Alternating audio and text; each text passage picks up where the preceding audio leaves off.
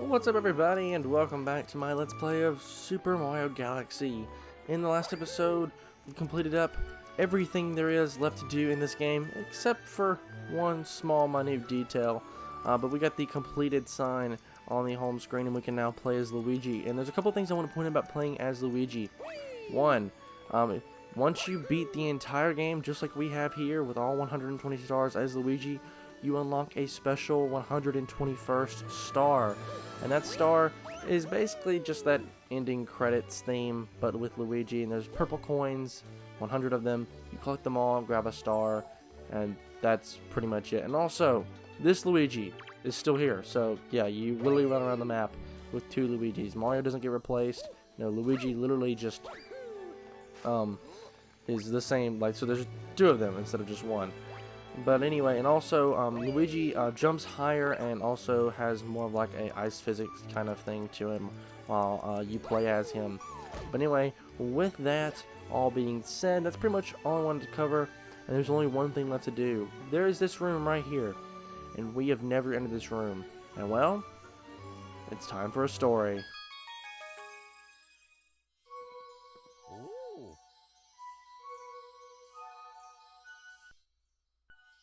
Let us begin. Let us begin. And I kind of hate how my nunchuck kind of ruined the moment, but anyway.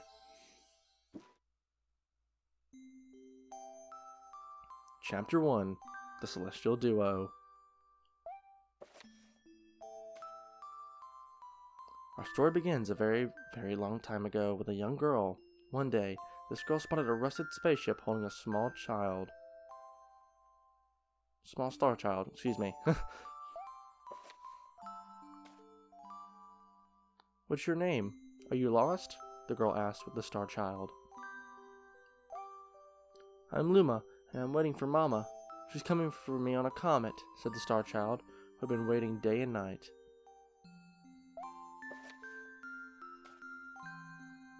Don't worry, I'll wait with you, the little girl promised Luma.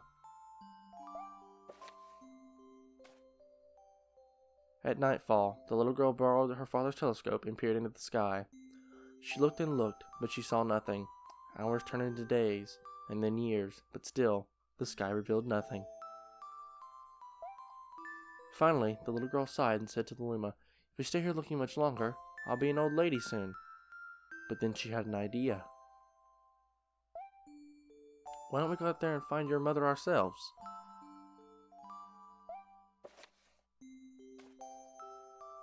The girl and the Luma fixed up the rusty spaceship, and then the two set sail into the starry sky. This is how the search for the Celestial Mother began.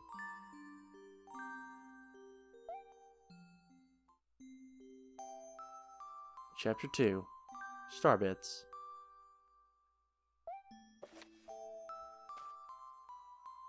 Days passed with no sighting of the comet, or even a single planet. Instead, asteroids extended for as far as the eye could see.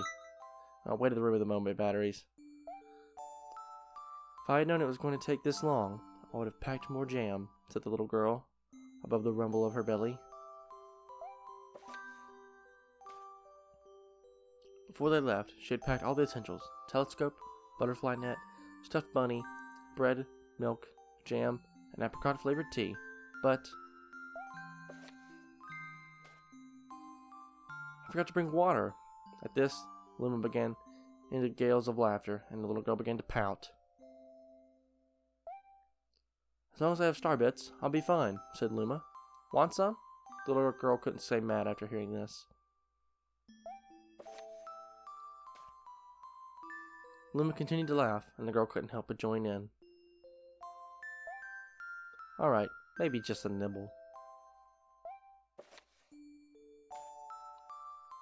Leaning far out of the ship, the pair began to collect starbits with the girl's net. They almost fell out a few times, but they kept collecting. The starbits tasted like honey.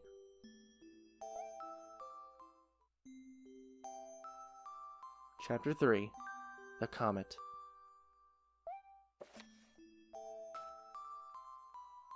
A beam of light pierced through the ship's window. Thinking it was the morning sun, the girl peered through the window, only to find a turquoise blue comet shimmering at her. The little girl shook the sleeping Luma awake and excitedly. We have to get to that comet. The pair descended on the comet and found that it was made of ice. They looked high and low, but Luma's mother was nowhere to be found.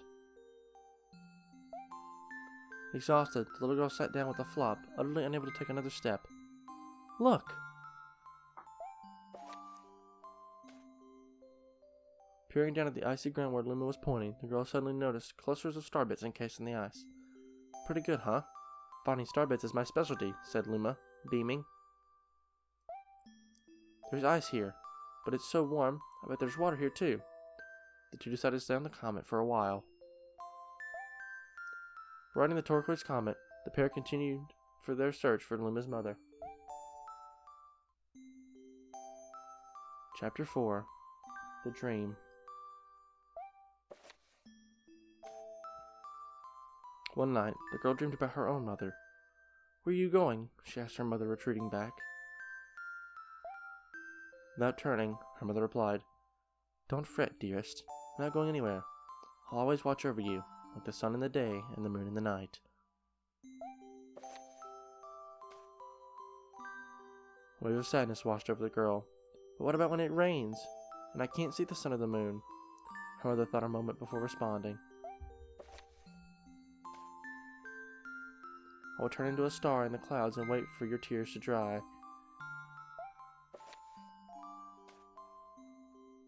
When she awoke, the girl's face was damped with tears. You have starbits in your eyes, said Luma to the girl. Wiping her face, the girl replied, These are tears, not starbits. I'm crying because I'll never see my mother ever again. At this, Luma began to cry too. Mama, oh Mama. The pair traveled through the starry skies, and they encountered many other comets. Not one of them held Luma's mother. Luma was despondent. Now, Luma. The rain clouds won't go away if you keep crying, the girl said, giving Luma a squeeze. I'll give you a present if you stop. The girl closed her eyes and said gently, I'll take care of you. With these words, she smelt a small spark in her heart.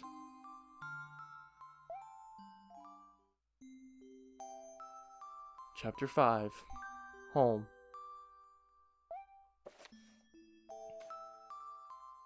The kitchen will go here. The library will go over there, the girl said bustily to herself, and we'll put the gate here. Ever since the girl took Luma under her care, she'd been bustling about at a feverish pace. It's a lot of work, but it's worth it to make a happy home. If only it turned out that starbits weren't the only thing buried in the ice. There were tools and furniture. Unlike anything they'd ever seen, the girl used them to build a home. Looking at the completed house, Luma remarked, Don't you think it's awfully big for just the two of us? With a library, bedroom, kitchen, fountain, and a gate, it was certainly spacious, but still something seemed to be missing. If only my father, brother, and mother were here, the girl said, wistfully. Indeed, the house was too small for its two small residents. That night, clutching her favorite stuffed bunny close to her heart, the girl fell asleep in the starship.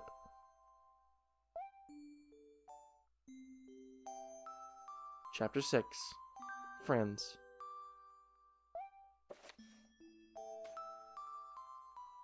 Then one day, while the girl sat sipping tea, a tiny apricot-colored planet appeared on the horizon. From the planet, another Luma of the same color emerged. Do you two know each other? The girl asked the two Lumas gleefully. Despite the girl's excitement, they seemed uneasy. The two Lumas neither drew closer nor backed away from each other. Instead, they just stared.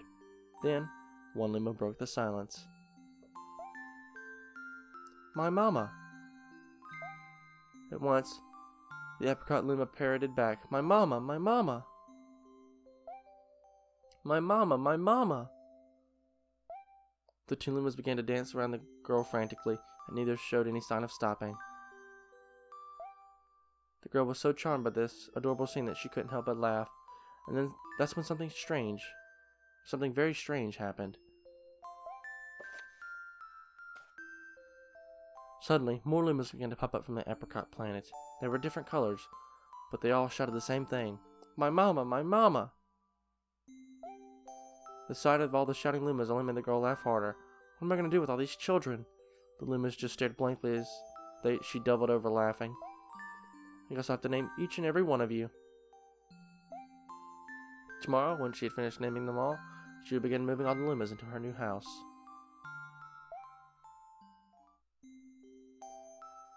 Chapter 7. The Telescope.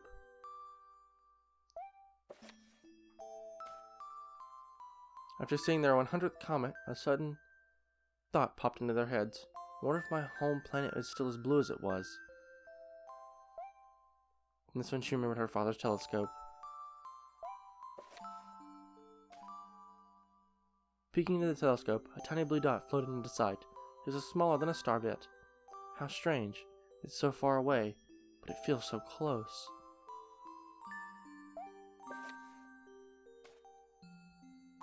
She twisted the knob of the telescope, and the blue dot grew until she could make out a grassy hill dotted with flowers.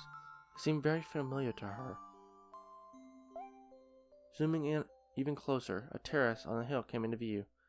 I used to go stargazing there when I lived on my home planet.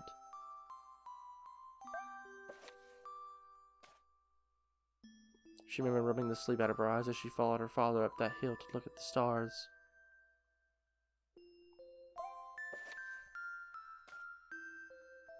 She remembered how she and her brother would sled down that hill.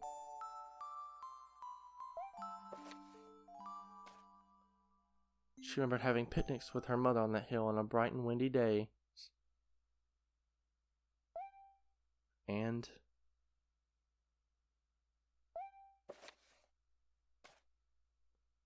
I want to go home. I want to go home right now. The girl burst into tears, and the Lumas didn't know what to do. I want to go home. I want to go back to my house on the hill. I want to see my mother.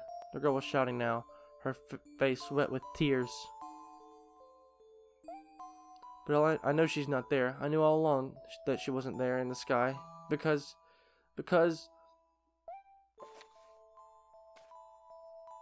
she's sleeping under the tree on the hill.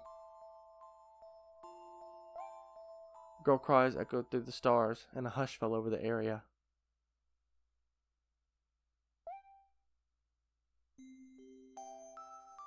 Chapter 8. The Wish.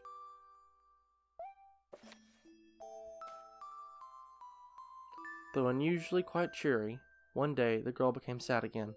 Luma drew close and tried to comfort her. Mama, you still have me. And don't be sad about your mama because she's apart from you. That means she's always close by. It's like me. I love Starbits because they remind me of my mama. No, no, the girl said, unable to stop the tears.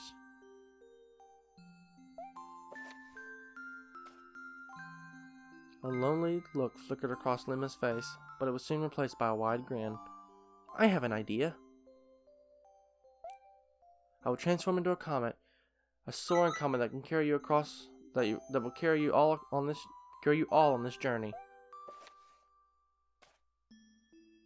With that, Luma trailing bands of white, soaring high into the sky, and with that, Luma trailing bands of white, soaring high into the sky, and just as quickly started to plummet back down. Kaboom! Kablam! The ground shook, and a bright light poured out of the crater that the Luma had created. The bands of light twisted together to form a comet tail, and the Luma emerged, reborn as a comet. The girl could scarcely believe her eyes. But how? She kept asking. Our destiny as Lumas is to transform into different things, said a random Luma who had suddenly appeared. Stars, comets, planets. We can become all of these things. When I grow up, I want to become a star that makes someone special smile, said a green Luma. The blue Luma chimed in. That Luma turned into a real cutie of a comet, didn't he?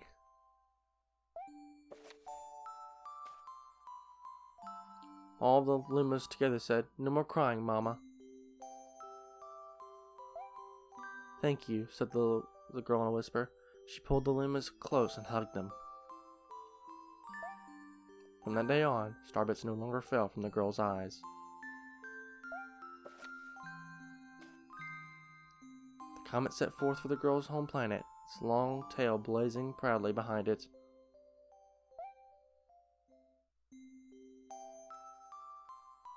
Final chapter. Family.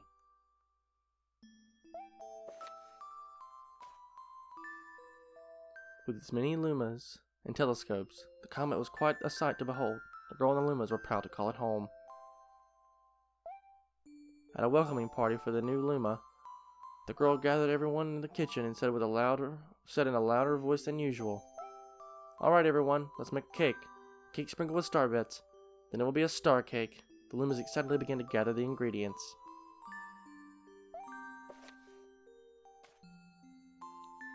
As she watched the lumas scurry about, the girl smiled and thought to herself, "This is my family now, and I will stay with them until they're ready to leave the nest.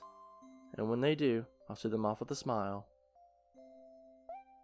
Because that's what makes a mother happiest. That night, when the girl lay down to sleep, a soft light enveloped her and reminded her of the blue planet she once called home.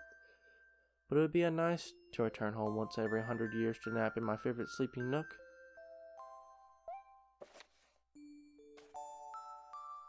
The comet carrying the lumas and the girl continued its journey to this very day.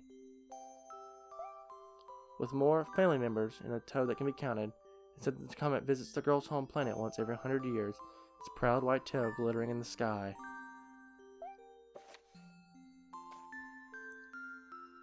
The end. Well, what a fantastic story that was. That's all. My story is finished. Aw, crap. I hate when that happens. I didn't. This is kind of ruining the moment. Alright, come on now. Please, maybe. You're going to be blowing into this until it works. There we go. And with that, the story is finished, and we can walk around now, and we can also take a look and read any chapter we want, because it'll open up and it'll ask us what chapter we want to read. But luckily, we've completely read all the chapters, and there's no need. So obviously, if you couldn't tell, the white Luma is the first, or the original Luma is now, of course, the common observer we're standing on. All these Lumas are the same Luma, and that girl is Rosalina. And of course, the new Luma is the one we now carry in our hat there with us. And like I said, obviously, the girl is Rosalina here. But anyway, with that, that's gonna completely do it all for this episode and this series as a whole. So if you guys did like this part, a like rating would be greatly appreciated. It's helps the channel a lot. And if you want to see more content like this, please do consider subscribing. Once again, guys, my name is Connor. Thank you so much for watching, and I'll catch you in the next one.